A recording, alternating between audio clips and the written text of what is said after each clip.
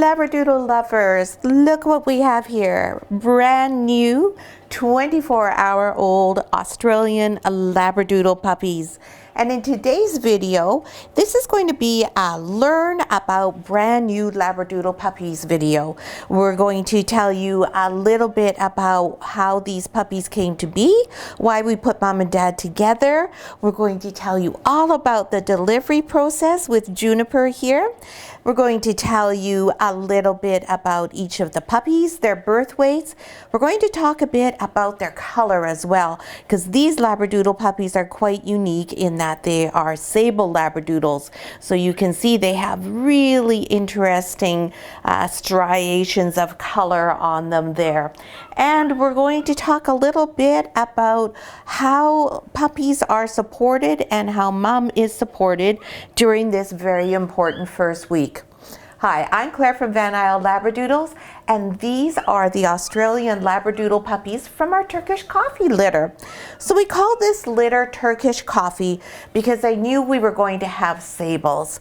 Juniper is herself a chocolate sable Labradoodle, and we paired her with our boy Cloud, who is a black sable Labradoodle. And part of the reason for that was because they are both sables. Sable is a really unique color in Australian Labradoodle world, and the color changes. So you can see what color Juniper is now. She's a beautiful sort of toffee, milk coffee kind of color, and she has a little bit of darker chocolate around the tips of her ears, and on her feet here you can see she has a little bit of red coloring. And now that she's moved her neck, if you look here, it's almost a smoky kind of color. And when she was born, she looked very much like, excuse me sweetheart, her little daughter here, and this is Purple Collar Girl. And you can see that that color has changed quite a bit with beautiful Juniper. Hello lovely, I love you so much. Now Cloud is a black sable Labradoodle, and so when he was born, looked very much like this puppy here. Whoops, this is light blue collar. And now Cloud has changed quite dramatically. If you go to our website, YT000101, and go to Cloud's profile page, I'll put a link in the comments below so you can click on that readily. You'll see that he has some of these really interesting black colors that light blue has on his face, but he also has a lot of this type of milky chocolate parchmenty kind of color that Juniper has here. So every single sable Labradoodle puppy is unique. No two sables are the same. Now, of course, there's no two dogs in the world who are the same, just like there's no two people who are the same. But sort of like how there's a huge variation in blue-eyed humans, from very pale blue to very sapphire color blue, so there is in sables. But with people, our hair color doesn't tend to change unless we go to the hairdresser. But with sable Labradoodles, it does change all on its own. So it's almost like you get a new dog for a few years, right, Juniper? Yeah. So what happens is when you groom them as well, they can change quite a bit. So when Juniper was younger, and she was still quite a dark chocolate, like this on her ear here, when she would go for grooming and the dark chocolate would come off, underneath we'd see this new color. So it was like getting a brand new dog. And this smoky shade here is very close to what we call lavender in Australian Labradoodle terms. She's not a lavender, but it is close to that shade with that smoky kind of color. So really interesting. We also paired Cloud and Juniper because they have very complementary temperaments. Juniper is an extraordinarily intuitive dog. She's very sensitive and aware of people's feelings, what the situation is. Cloud also is like that, but Cloud is a little bit more gregarious and social. Cloud loves to meet new people. So does Juniper, but Cloud's just a little bit more like, hey, come and look at me. Whereas Juniper is a lot of by your side, very devoted, loyal dog. You'll see the strong eye contact she gives me throughout this video, and you'll see how she's right up against me, and she does like to do that. She loves people, and so great combination for temperaments. And Cloud and Juniper are also very similar in size, so that's why we put these two together. Also, their pedigrees are quite different, so we have lots of really nice genetic diversity. So that's why we put these two kiddos together. Now, when it was time for Juniper to have her puppies yesterday, in the morning of the day before, on the 14th of December, I could tell something was going on. One of the reasons why we have our guardians bring their puppies to us a week before their due date is just so they get accustomed to being in our home, but also so Renald and I can observe them very closely because they're living with us. We get very used to all their little nuances, and we're aware then, oh, something's changing, because that's the biggest indicator as to when birth is about to happen with a dog. You can also take their temperature, and when their temperature drops, usually you're going to have puppies within 24 hours. Now, we used to do that when we were very first starting out, but now that we've been doing this for quite a number of years, decades for me, we know what to look for, and it's better than having to do an anal temperature check on the dog. You can imagine when you're pregnant, you're going into the early stages of labor, the last thing you want is the person to come and to stick a thermometer up your butt. It's much easier if we can avoid that process. So we just observe their behavior. So I did a little video on our Facebook page, and I'll put a link to our Facebook page in the comments too.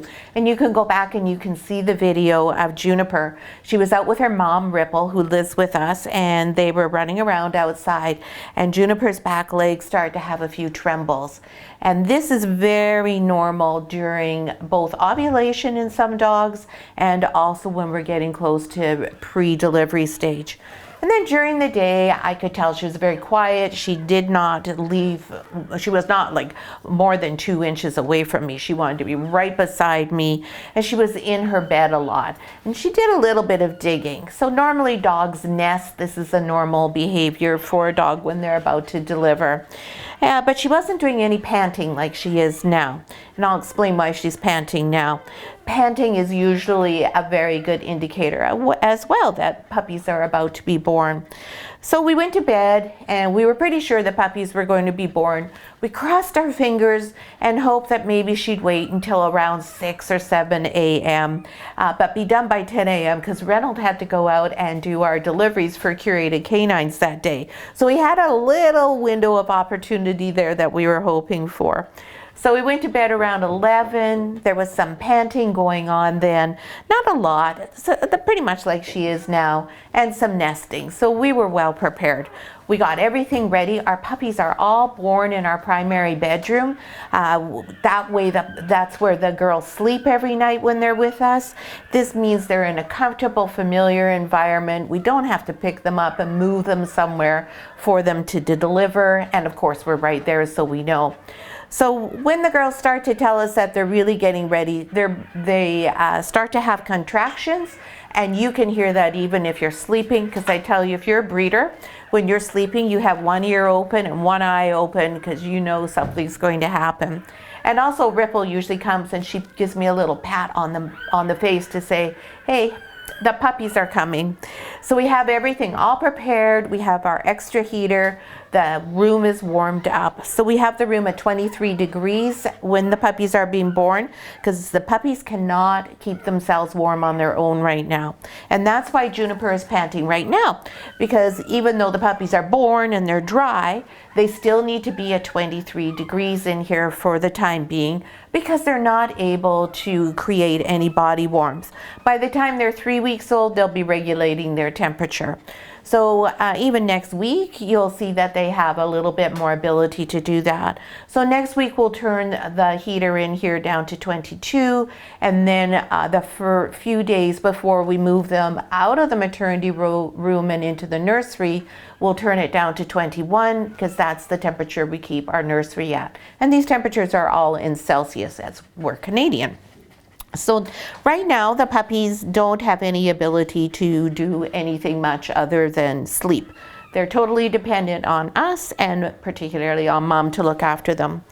So once Juniper started grunting and telling us she was having some contractions, we took all of our dogs out of the room, left them in the main part of the house, closed everything up, got the heater cranked up, got everything out and ready, and the puppies began to be born.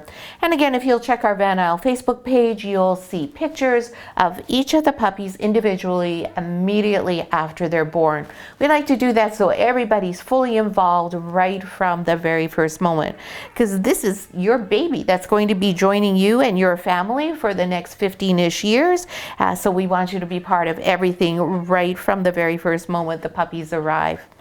And so once the puppies are born, how we know the puppies are all born is just by feeling and palpating through Juniper's stomach area. We feel to see if there's any puppies left. We also have a little handheld Doppler, and if it's like, oh golly, I wonder if there is one there. If you're not positive, you can use the Doppler to search for the puppy's heartbeat. And that tells us, oh yeah, there is still another one to come. My guess was 7 puppies for this litter. We have 7 puppies. After the 7th was born, there was one little spot I thought might be a puppy, but it was just the way Juniper was born. It was just one of her organs there. Puppies are hard when you palpate, whereas if it's just mom, it's a soft thing that you get when you palpate. So once all 7 were born, then we got Juniper and the puppies. We moved them here into our maternity room. We got everyone settled here. We left her alone for a bit. She had the first puppy right on the stroke of midnight, right on her due date. You can hear the puppies next door crying. That's Posy and her puppies. Posy's wondering what we're doing, and she's moving around quite a bit. And so her puppies are yelling at her saying, hey, stay in one place. We don't want you to be moving. You're our security blanket. So that's what you'll hear in the background. So we move them in here. We get everybody settled in, make sure everything's fine. Juniper had finished delivering her puppies at 2:30 in the morning. By 3:30 in the morning, we were back in bed, and we went to bed till about 7 and then got up for the day. This is Juniper's second litter. She was totally fine and content on her own. You can see how calm and relaxed she is. She knows what's going on. She loves being a mom. She's very good with her babies, and she particularly likes it if someone's in here with her. So that's a little bit about how the whelping process goes.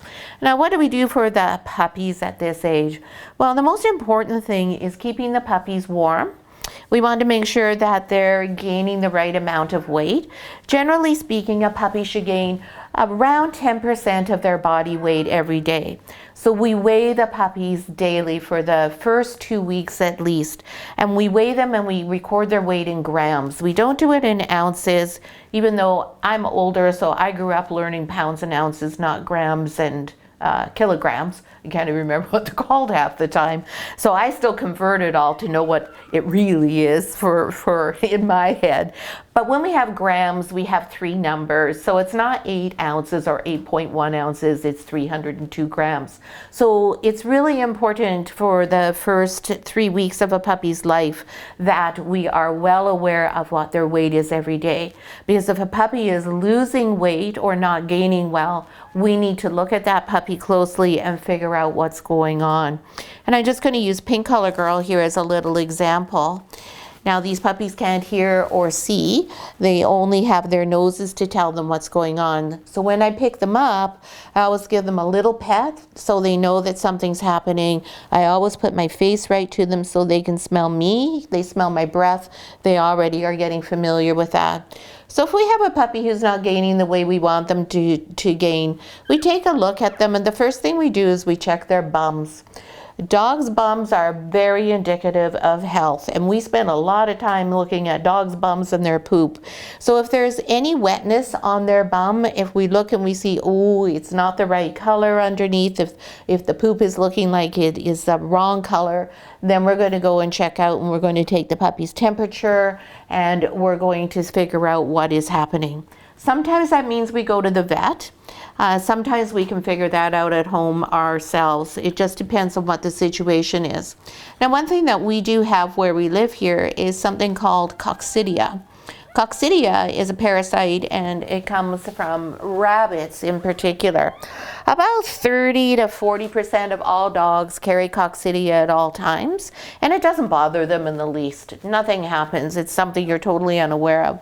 But when you're a little tiny puppy and your immune system is still just developing, coccidia can make you very sick. It can actually kill you as a puppy if it's not looked after. So we have a prescription medication that we always have on hand from our vet. If we suspect coccidia, we will phone our vet, discuss the symptoms, and together decide that yes, we should be treating for coccidia. The other thing that we do for Mum is we check her every day. We check her mammary glands very carefully to make sure they're soft and supple, not subtle. We look for any cuts and scrapes, any kind of damage to them, because that's how a mum can get mastitis. If there's any extra heat or if they have any lumps, then we spray first of all with a holistic treatment, which is phytolacca mixed with vodka and water, and we can spray that directly on the impacted mammary gland, and we can also spray it in Mum's mouth. I have to say, when I mix it with apricot brandy, they prefer that over vodka. You know, very fussy girls. It's a little sweeter, a little bit easier on the tongue than the vodka is. And it works remarkably well. And then we also use a product that's called Bag Balm, which is actually for cows and their udders. And we just put a little thin layer on there, and that keeps their skin moisturized. It's like putting a hand lotion on yourself to keep your hands nice and supple and soft. That's the same thing we use to keep the nipples and the mammary glands nice and soft. And it doesn't bother the puppies at all. It doesn't matter if they are nursing and have that. And so for the puppies, it's mostly keeping them warm, checking their weights, making sure there's a good weight gain all the time, that the bums are nice and dry, and everything is going as we expect it should be. And I have a puppy that's just coming here behind me, going the wrong way, made a little bit of a wrong turn looking for the milk bars, little green collar. Hey, did you go the wrong way? Oh no. And then we also come in throughout the day. I'm in here quite often. I'll spend a good half an hour to 45 minutes just sitting in here 3-4 times a day with Mum and the puppies so that I can observe them, make sure that nothing's untoward. I can make sure that Mum's doing okay. And for Mum, what do we check with her? We want to make sure she has a great appetite. We want to make sure she's drinking lots. In order for a good milk production, a girl needs to drink a lot. And we want to make sure that she too has good stools. Yeah, we do. So we give 2 things to support our puppies and our Mum with that. The puppies get a product called Benebac, and this is just a pre-probiotic in a gel form, and all we do is put a little tiny dab on our finger and put it on the roof of their mouth. So we do that every day until they're on solid food. This helps their immune system to develop well, and it also helps their microbiome and their gut health, because we want these puppies to have great gut health right from day one. That's so critical for all mammals. And then Mum here, she has this one, same type of product, but this one is called Propectolin, and it's a paste. And you can see how it's been licked off here, so it tastes pretty good. So for this, we just do 1 click, and oh yes, you've already had yours today. You don't need some more, but you can clean it off. Just 1 click and right directly into Mum's mouth. And she has the probiotic just because there's a lot of change in her body. She's got hormones all over the place. Things are going on. And so it just helps her whole system be in sync and work well. And now we feed all of our dogs a 100% raw food diet. So we have found over the years since we switched to 100% raw food, our puppies gain much better. Our mums have no coat loss. You can see her coat is shiny and rich. Her eyes are beautiful and shiny. She's in terrific shape. She hasn't lost any weight through her pregnancy, and that's all because she's getting this really good nutrition. So she eats about 2 to 3 times what she normally would eat right now. She'll move up as the puppies go on, and their nursing demands get greater as they get bigger. And at around 4 weeks, she'll end up eating about 4 times as much as she normally does. And then when we wean the puppy, she'll get annoyed at us for cutting her back. So that's a little bit of a story for you there, and information on what goes on when puppies are whelped, how we figure out how to pair our girls and boys together. And we had a little bit of a talk about the sable color pattern there. And now let's go through each of the puppies and introduce you to all of them. That's the most fun part. And in all of our videos each week, as the puppies are here with us, we're going to do the puppies in birth order so that it's always fair, it's always the same, and you see the same puppies at the same time each time. So our firstborn puppy is Blue Collar Boy. Hello, sweetheart. This is little Blue Collar Boy. Now this is, as I said, a little black sable boy. Now many times sables fool both breeders and their families because look, he looks like a phantom. How come this isn't a phantom? He looks identical to a phantom with all the phantom markings. Well, the clue that you have that this is a sable, I'm just letting Juniper do a little cleanup on aisle 3 here. So puppies, when they're born, they cannot eliminate on their own. They only do it with stimulation from mom.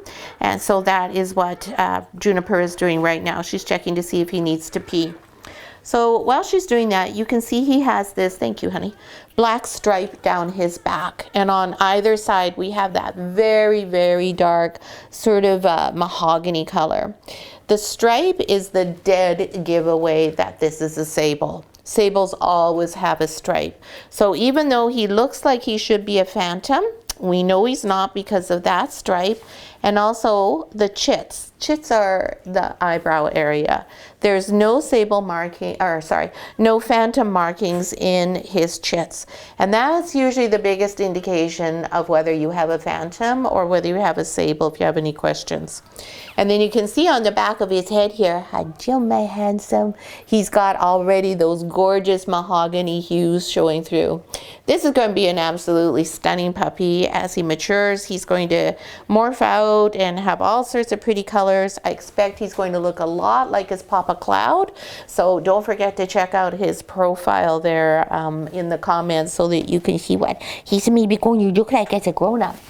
So Mr. Blue Collar Boy was born on the stroke of midnight on the 15th of December 2022, and he weighed 215 grams. And just as a frame of reference, Posey, who's next door, she had her puppies and they're minis, and they were all under 200 grams. Next was Green Collar Boy. Now Green Collar, if you look at his coat, you see it looks a little bit different. It's got a little wave to it. So this guy's going to be a little bit curlier.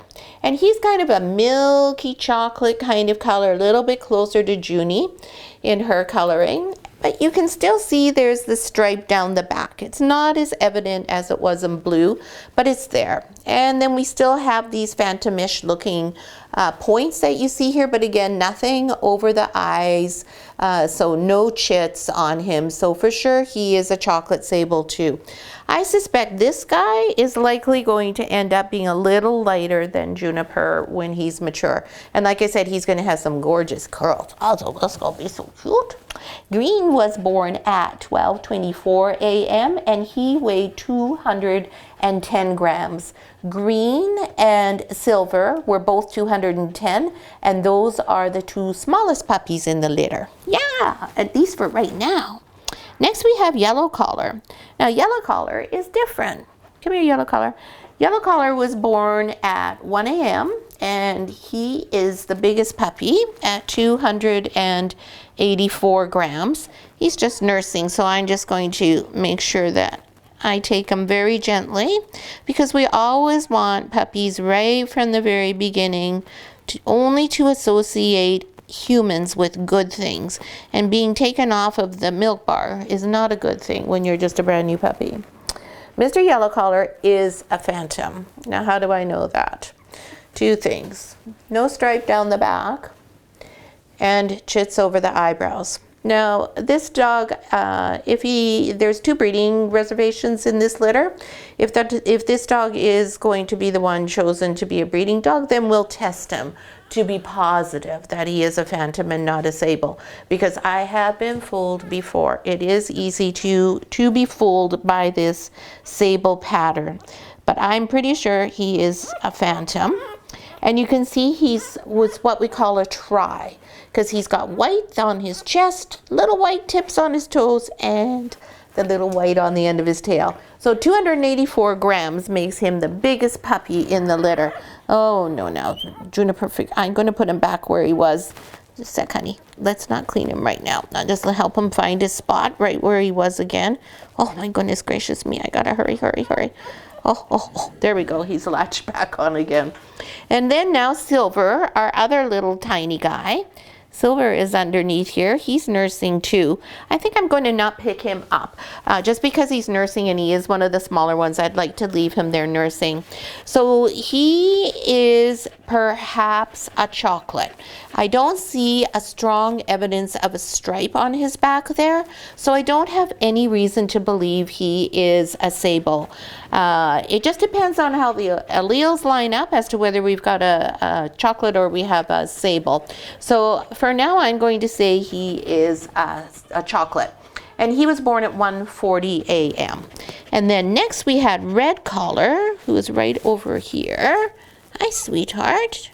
Hi. I talk to them even though they can't hear. Red Collar is also a black sable. You can see all that beautiful black on the face, and then you'll see again that very predominant black line down the back. This is a very, very pretty puppy. Beautiful hues and tones all through there with that mahogany kind of coloring. Red Collar was born at 1:50 a.m. and was 252 grams. Very nice, solid puppy. These puppies are all really nice and robust. Really, really nice job here that the Cloud and Juniper did. Next, finally, we had a girl. Yay, our first girl. And that's Pink Collar Girl, who's right here. And Pink Collar Girl, as you can see, is definitely also a sable. Look at how strong that line is down her back high. And now she's one of the few sables who does have those chits over her eyes. So even though that's usually a good sign that you have a phantom, in this case we know for sure this is a sable by the dark line, but she still does have those chits. And I don't know if she is black or chocolate sable, but I'm pretty sure that this is black, not a dark brown, and that she's going to have a black nose, making her a black sable. And she was born at 2:12 a.m. and she weighed 212 grams. She's all about the 12s.